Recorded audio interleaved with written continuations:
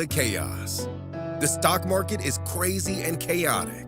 Oh my God, are you seeing this shit, bro? Tesla closed at $695. What the hell is going on?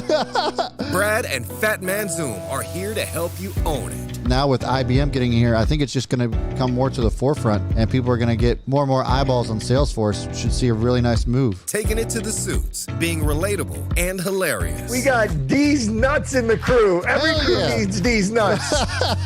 You know what D's nuts' #1 holding is? Big C. Get ready to own the chaos in 3, 2, 1.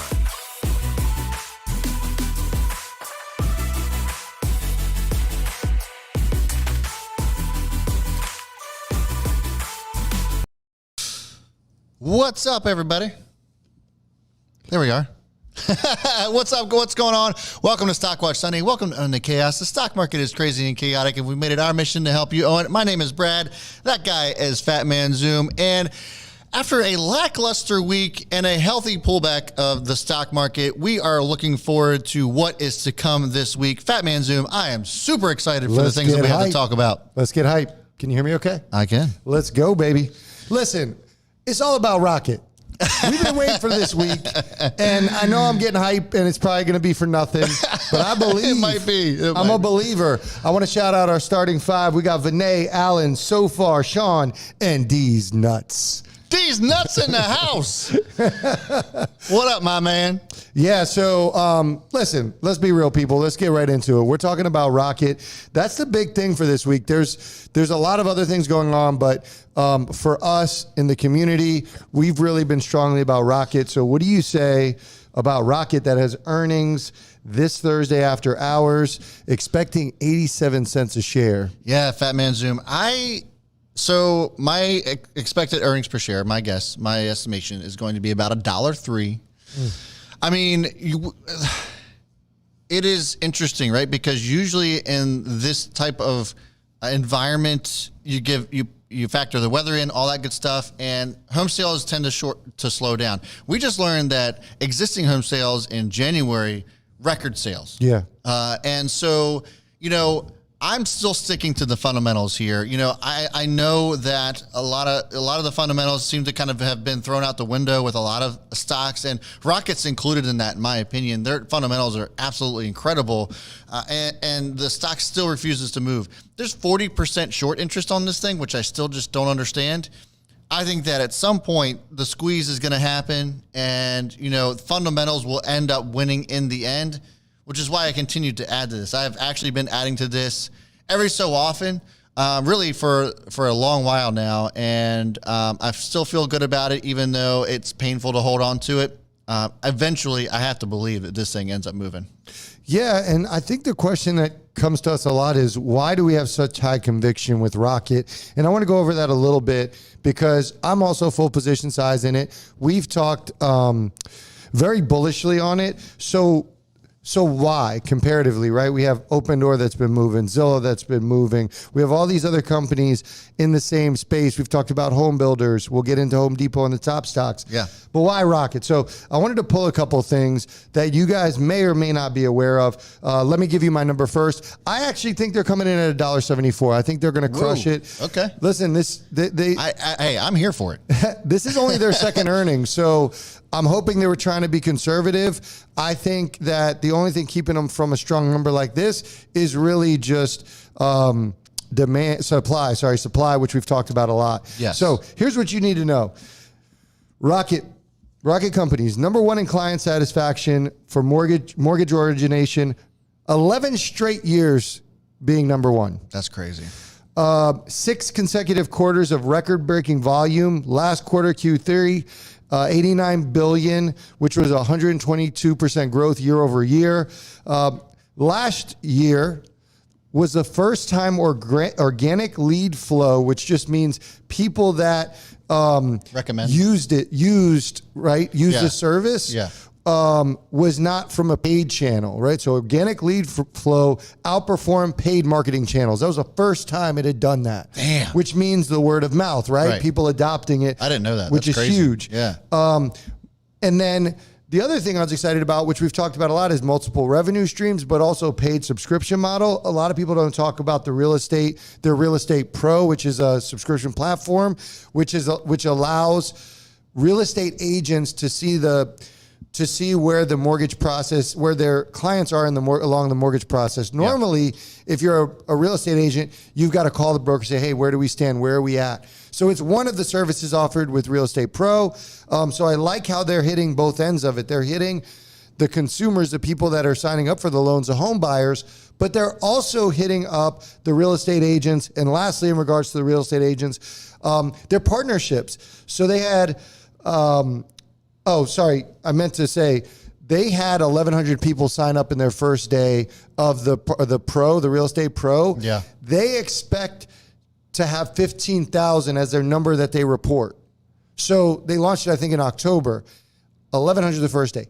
15,000, we're talking about 3 months. So that revenue is huge in my opinion. And the last thing is just partnerships. They're actively looking for partners. They partnered with Realtor.com to offer mortgage services. So all those things just show me that this is a stock that is going to continue to dominate. Well, and I think also too that there's just so much talk about bubbles and how the stock market's crashed and real estate's going to crash, and there's definitely some sort of risk involved with some of the the mortgage side of things. Yep. But Rocket Mortgage benefits on both sides of that. Not only that, but I actually think that we're not in any kind of real estate bubble. At least if we compare it to 2008, it's completely separate from what happened back then. Things have been put in place to prevent something like that from happening again. And look, we can never predict a crash, but things look hella bullish still in the real estate market. And as long as we can continue to see home builders thriving and building homes and providing that supply that a lot of potential home buyers seek, then I think that we're in for a really nice continuation, I should say, in the real estate market, not just with Rocket, even though Rocket has earnings this week, and this is something that we're really bullish on, but in the housing market overall and all affected industries, whether it comes to the DIY side of things with, we've talked about restoration hardware, furniture, all that good stuff. The home buying and home building industry and real estate in general is just going to continue to boom this year. I just have to firmly believe that. Yeah, and so really, let's look at the chart and let's figure out sort of what we expect. Now, earnings are Thursday, so there's some time. Hopefully, we'll see a little run. Yeah. But what do you expect from earnings in the lead up and then afterwards? Yeah, so earnings are Thursday after hours, and we will be live for that. So make sure you guys hit that notification bell if you haven't already, and to give our live reaction. And this has obviously been the most painful, boring chart known to man since October. It really has just been chilling in between, like around $19.50, and has had some spikes up here close to the mid-20s, not quite. But I still think that, $24, even though it's briefly moved up over that on the daily chart, $24 is still going to be an area of resistance for me. If it holds above that $24, I think we're really going to be in good shape. Just recently with some of the short squeeze drama that had happened with GameStop and AMC and Nokia, Rocket was kind of in that conversation as well. And that's why we saw a recent move up when all that kind of happened. But the shorts are still very much in this. We looked at short interest, and 40% of this has been of the float has been shorted. So I think there's definitely some potential here from that side of things, especially on the technical side. So if we break up over $24, I think that's going to be really crucial for Rocket. And anything under 20 or even at the $20 level seems like an absolute buy for me, in my opinion. Yeah. So as far as I'm playing it this week, this will be a little bit different. I am going to be a little bit more aggressive with it because I've been in it so long. My hope is that it runs up into earnings, and I think it tests at $23, $24. If it does that, I will trim half. I'm absolutely going to have shares of Rocket going into Thursday. Yeah. If it doesn't and it stays down to 20, I'll probably hold on to all my shares and my full position size, which is unlike me, but that's how much conviction I have in it, and I'm willing to hold on to it from the long-term perspective. Yeah, in my opinion, when it comes to mortgages and just its industry alone, this is like the Walmart of mortgage lending. And I think this could continue to. Why can't it be the Tesla of mortgage Well, lending? it could be. It could be. I'm just talking about just in sheer size. Yeah. That's just how it speaks to me. But yeah, Tesla, whatever. So I just think this is a good one. You guys know how we feel about this if you've been following us for any length of time. We love Rocket. Earnings are Thursday after hours, and we just can't wait. And we will be doing an earnings reaction on Thursday. I want to talk about our top stocks this week, but before we get into it, I want to shout out a crew member. My man, Steve King, had some big news for us, and he's been teasing us, and he gave it to us. He's not having a kid. He is not. He's I'm a not little pregnant. disappointed. He said he's basically talked to his work. He's going to take a year off to trade full time. So I just want to shout out Steve King. Congrats, my friend. Hell yeah, man. You ain't going back to work, bruh. Hell no. Let's do it, bro. Let's do it. Nice job, bro. We are here to support you, man. Please reach out to us at any time. We know that you will, but if there's anybody else that are in the same boat as Steve King, please don't hesitate to do that. We have all kinds of advice and just kind of tips and tricks to just kind of like navigate through this, because it's something like you've never experienced. You know, just kind of like being your own boss is pretty awesome, but it can be pretty scary too. So if you need that support system, please reach out to us. But above all, congrats, bro. Like that's just man. awesome. Come out here and trade with us. Absolutely. All right, let's get into the top stocks. Who wants the top stocks, baby? Let's go. All right, so you guys know what it is. At some point during Stock Watch Sunday, we always talk about our top stocks that we are watching this week. And for me, Fat Man Zoom, sticking to the theme of home building and restoration and DIY and all that good stuff, my first stock to watch this week is going to be Home Depot. Their earnings come out pre-market on Tuesday, the 23rd. Our estimated earnings per share is $2.60. Fat Man Zoom, I think they come in at $2.85, and I think that's actually probably rather conservative. Their record, we've talked about record existing homes in January, which in my opinion is really incredible, all things considered. The stock has risen just 10.4% since the company last reported earnings back on November 18th, which in my opinion, I think is a little bit on the shallow side. I would have expected a much stronger move out of something like Home Depot, especially given the way that they've been reporting earnings. And you could also make the argument that, you know, they spent a lot of money on protecting customers from coming in, or not from coming in, but just protecting them with COVID and taking extra precaution. That all costs money. Fine, I get that. But with the way that home restoration and just DIY stuff has gone, I think that is a little bit on the shallow side. They had a few inventory shortages, but in my opinion, I think they probably would have been able to take care of that, especially going into the holiday season, which we all know has been absolutely incredible over that fourth quarter. Home Depot said its customers are prioritizing home improvement spending despite rocky economies and rising unemployment rates. And the home has never been more important. And we've talked about this before when it comes to remote work, even just working out from home, all that stuff.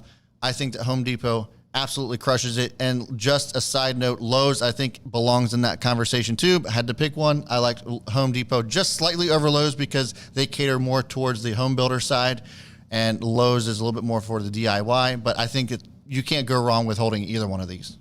Yeah, I was pretty close there. So I had 289. I have them beating. The chart is interesting though. Because it looks like I'm waiting for a breakout here. Now, keep in mind as well, this is probably, you'd lean more towards a value stock with this. Yeah. Has a decent dividend, a little over 2%. So not that it would make a monster move, but I do feel like it could potentially make a move up, but it has massive moves down and massive moves up over time. Yeah, you look at the daily chart, and it actually looks like it's still hanging on to this really nice trend here. So if I just go ahead and draw a nice little trend line there, it's still showing some pretty decent higher lows here since their last earnings, and really since the beginning of the year. So I think I definitely see your point. There is some moments of volatility, but I think there's also some really great opportunity here. So if by some chance we see this pull back, maybe it's around the 280, 278 area, that could be a good opportunity to see if you can get in on a run before earnings.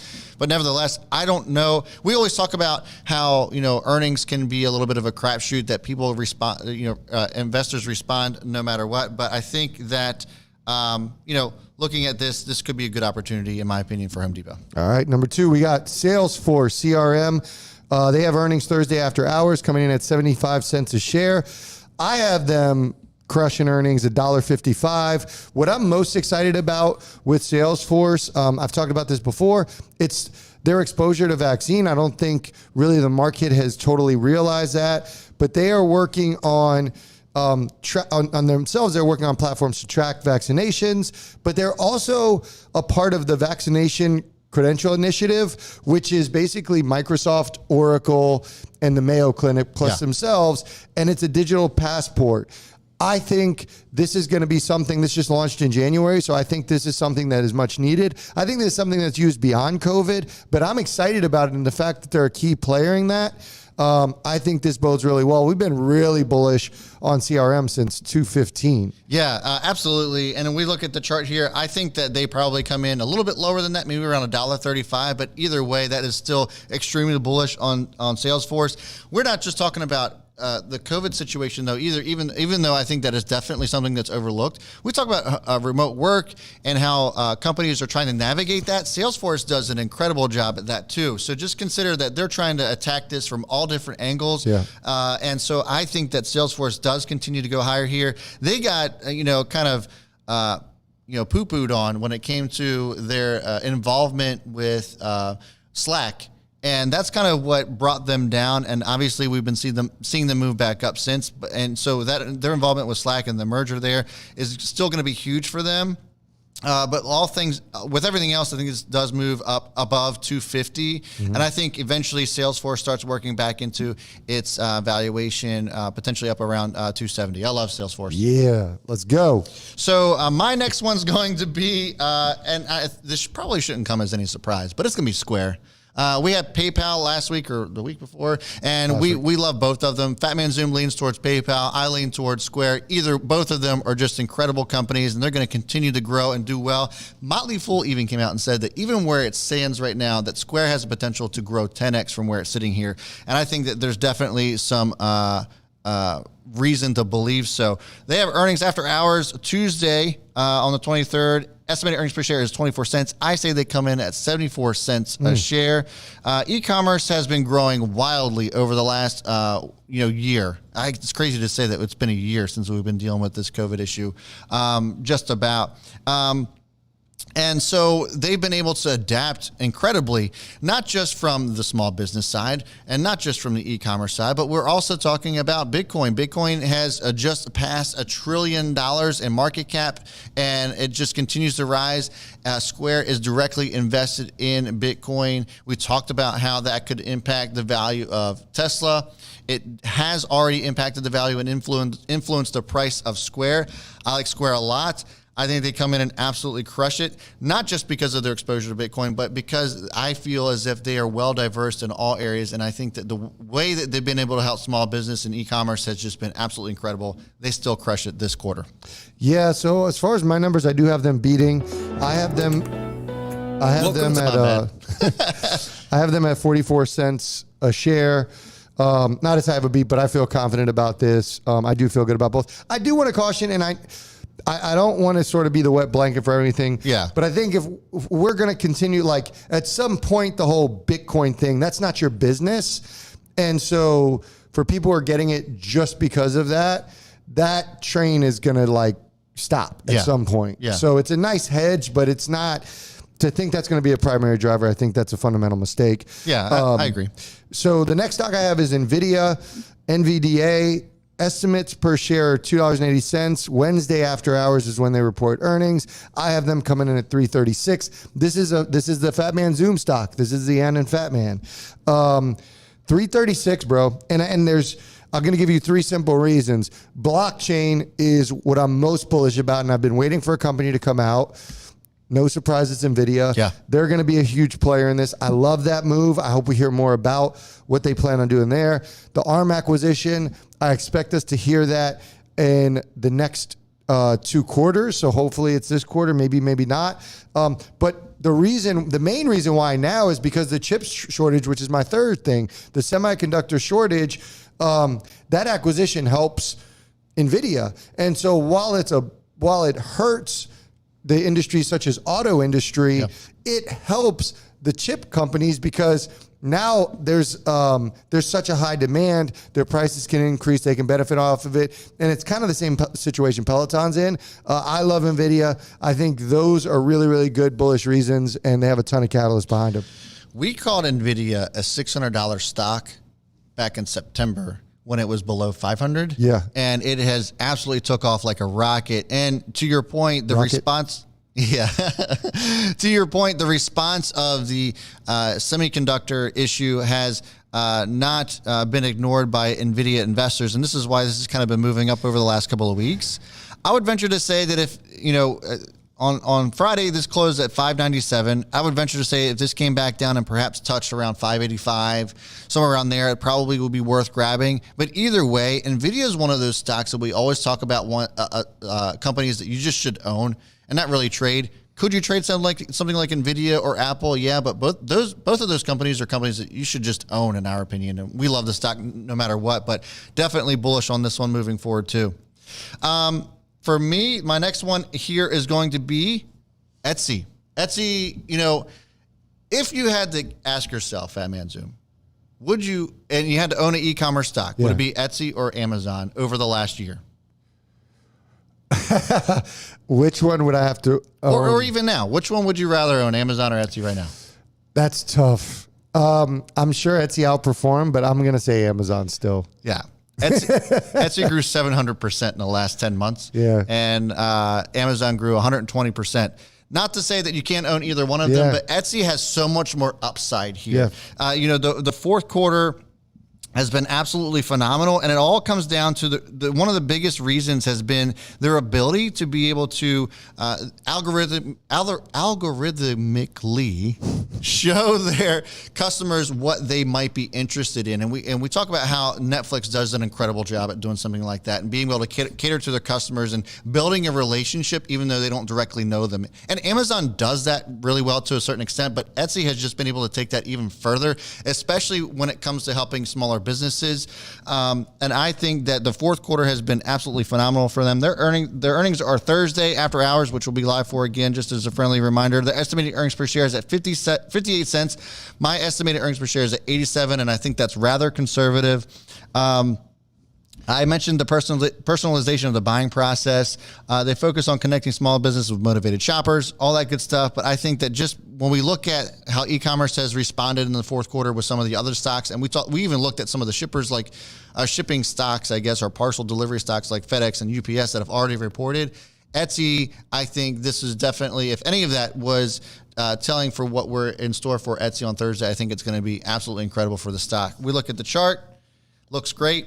Let me pull that up real quick and I'll let you commentate on that. But Etsy, I think, just looks awesome. It's had a couple of pullbacks. I think there's definitely an opportunity here to grab this under 230. If you get a chance to do so, I think you're going to be in good shape. Yeah. And one thing I will say about Etsy is if Etsy is one of your stocks, like, so Amazon is one of my Fat Man Zoom stocks, is if Etsy is one of yours, and that means that you're really digging into it. The one thing I would dig into is, what is their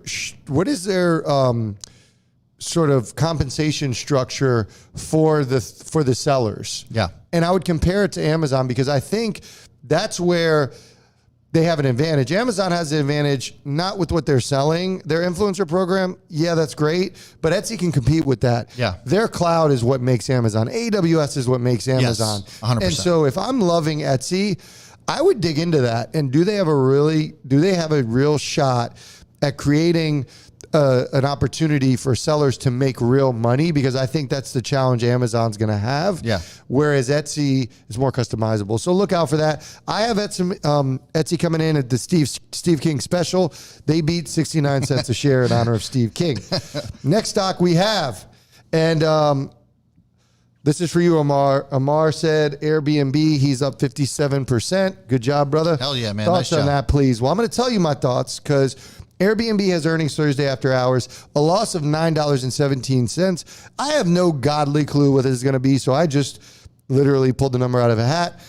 I actually think it'll be a loss of $5.89. Yeah, a loss of $9 seems just like crazy to me. Yeah, and again, we talk about like putting yourself in the shoes of a CEO. Yeah. You have to you need to set the bar low. So let's hope that it outperforms. They IPO'd on December 10th. So really this is a crapshoot. I can't tell you what's going to happen. Although from a psychological support level, I like that it's at 200 right now. I expect it to make a move into Thursday. But I think their numbers are irrelevant as far as what's happened the last 3 months. We always say this is about guidance. What is the guidance? And I'll tell you what, Brad, I think they're going to have a solid year, and I think they're going to surprise people. And I won't, for me, I think there's going to be a move for this one because of this. When you think about people are itching to travel. Yeah. And when it goes back, I think there's still going to be a little bit of a slowdown for flights. So I think you're going to see a boom. We're already seeing it, like local travel. Let me travel somewhere that's 3 hours away that I can drive, 5 hours away, 6 hours away. So I think that demand is still there.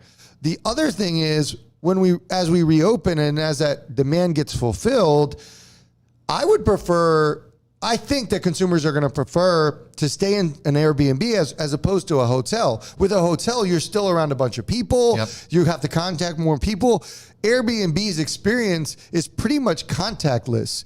And so I think they're going to see incredible numbers this year. And I think they're going to outperform hotels, and I think they're going to outperform airlines. I'm excited. We may see profit taking. I don't know. I don't know when the lockout period's up. But as far as the whole year's concerned, I'm really bullish on Airbnb. That was just about what I was going to mention, was the lockup period and how that might impact the stock. I don't know how many shares are in the lockup and what that float would be exposed to after the 180-day lockup period. But I'll say this. I agree 100% with everything that you had said. And we talked about this the day the IPO happened, that we feel as if Airbnb set the bar really, really low. That being said, I don't want to buy it all the way up at 200, even though I think there's definitely potential that it goes up higher. I would love to be able to get this back down to around 174, even 164. I had hopes and dreams of getting this below $100 a share when the first IPO first happened, and that just never came to fruition. So now I'm going to have to bite the bullet at some point. But I will wait to see how they react after earnings. If they have some sort of upbeat outlook, which I anticipate them having. I mean, I don't know how you can not have an upbeat outlook for the rest of the year, especially with the fact that we've seen numbers on COVID cases just tanking, really good optimism when it comes to the vaccine and all that good stuff. So that just further promotes travel. All that pent-up demand is going to come in here and towards the end of the 2021, especially with the summertime coming up in a couple of months, that I think that this is going to continue to skyrocket. I just hope that I get a good opportunity somewhere down in the mid 100 range to scoop some up. So I agree with you 100%. So what should Amar do? He's up 57%. It's a great question, Amar. In my opinion, I think that I would probably be taking something off the table. If you're up 60% on something and you haven't sold a dime of it, I would try to at least take some of my profit, maybe even just taking, half of the money that you put into it out, or all of the money that you put into it out, leaving the rest of it as free shares, and you're playing with house money. At that point, if you just take all the money that you put out of it, let's just say that you put $1,000 in Airbnb just to make it easy, and now you're up $1,600. If you take that $1,000 out that you put into it, it leaves you with that $600 left, and then that way the stress is off, the pressure's off. You don't have to worry about it going up or down, because at that point, no matter what you sell it for, even if Airbnb goes down to $10, you're selling it for a profit. So that's the approach that I always try to take with it. But if you're feeling a little bit more aggressive, you don't have to take that much out. You probably could, have your position and still be quite all right with that, in my opinion. Yeah, and I would say, depending on your confidence in it, hopefully you'll get a run up in the week. Set a little bit of a liberal stop. So maybe set like a 195, or definitely I would trim if it gets like below 190, but set a liberal stop and to take those profits. But I feel confident to saying I think this thing goes back below 180. Yeah. I don't know when it will, but 60% off of like an Apple is different than 60% off a company that IPO'd in December. There's going to be profit taking. It's just a matter of when that happens. Right. So know that, and then know that, hey, if I do it now and it falls below 180, I'm getting back in, and now you're just making, you're essentially doubling up on what you would have had. So I think you're in a good position. We know it can have volatility, but it can happen both ways. Yeah, absolutely. Yeah, so those are our top 6 stocks, and I'll tell you what, those are some solid stocks. Bro, it was so hard to try to figure out what we wanted to talk about this week.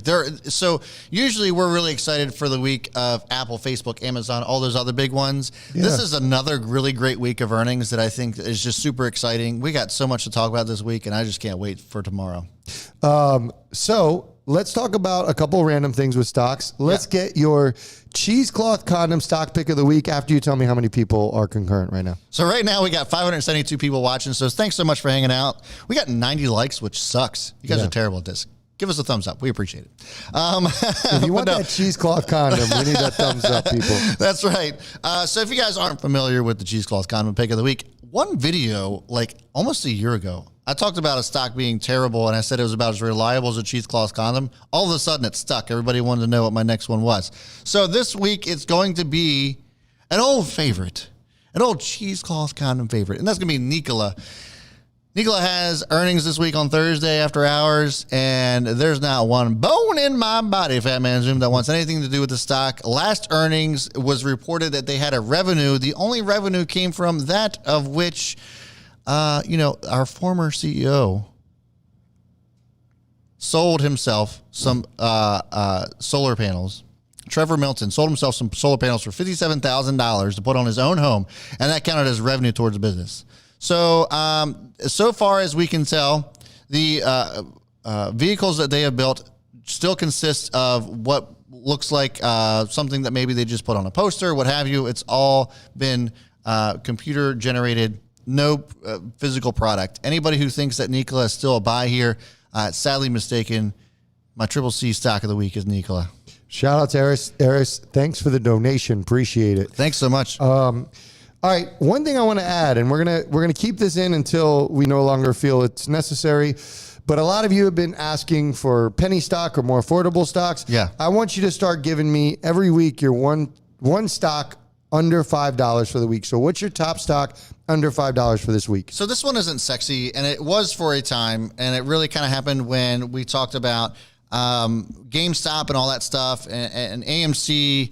Nokia, I feel as if got treated wrongly. And I mean that because, yes, it was heavily shorted, but I liked Nokia, almost a year ago, not because I thought it was heavily shorted, but because they actually have a legitimate business. And yes, they do have a lot of short interest on this thing.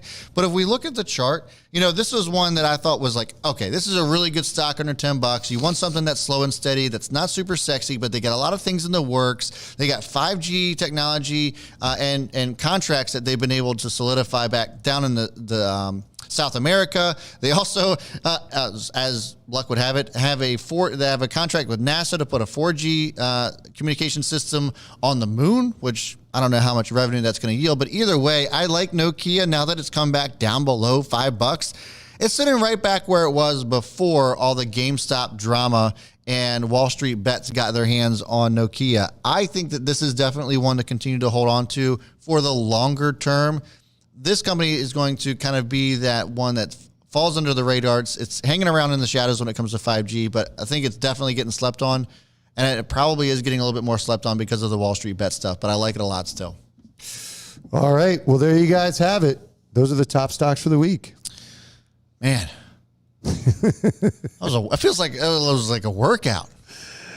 Yeah, so if you guys like those top stocks, make sure you like and subscribe. You can actually get a daily watch list where we give 5 stocks that we're watching every day. The market's open. We send it out to you, and that's free. So if you go to ownthechaos.com, you can actually get our watch list, sign up for it, and we'll email it to you. So check that out for sure. One more thing I want to do. I got a couple. We did rapid fire. You said you liked it. I got a few rapid fire questions I want to throw out you. Okay. Before we close this bad boy out. Let's do it. All right. So the first question is, oh man, I didn't write who wrote this. My bad. Tell me what are your thoughts on the Facebook Australia situation? Do you think, how do you think this will impact the stock? I think it'll impact the stock short term. We've talked about this before when Facebook's gone through all kinds of controversial topics. Anytime that it falls because of some sort of political or controversial topic, it's a buy. And we've talked about that plenty. I like Facebook still, and it's not going to worry me at all in the least. Know this, the situation is more about them setting themselves up for the future. 4% of their revenue is actually impacted based on the situation, so it's actually not even that big of a deal. Right. Next question from Jason Toscano. Best long-term stock not named Tang. Tang? Fang, but Tesla instead of Facebook. I got you. Okay. So best long-term stock that's not, let's just say like it's not big tech. Oh man, do you have one? Yeah. What you got? I'm like, I have a brain fart right now. I mean, I would say it's Clover Health. Ooh, that's a good one. Yeah, I like that one. And for you, Jason, I feel like Jason's one of our younger viewers. I would say Drive Shack, baby. Ooh, yeah, Drive Shack. Yes, Drive Shack. That would be huge, especially if it becomes to be anything as big as like Topgolf, which I think it definitely has potential for that. What do you think about Clover leading into earnings? Shane Haley said Chamath tweeting some cryptic shit lately. Bro, so if you guys didn't see this, Chamath came out, literally said on Twitter, I'm about to fuck some shit up. In Chamath we trust. Go check it out at Chamath on Twitter. By the way, we also have Twitters. And I'm sure he'll go ahead and retweet this after we get off this live stream. But yeah, that is exactly what Chamath said.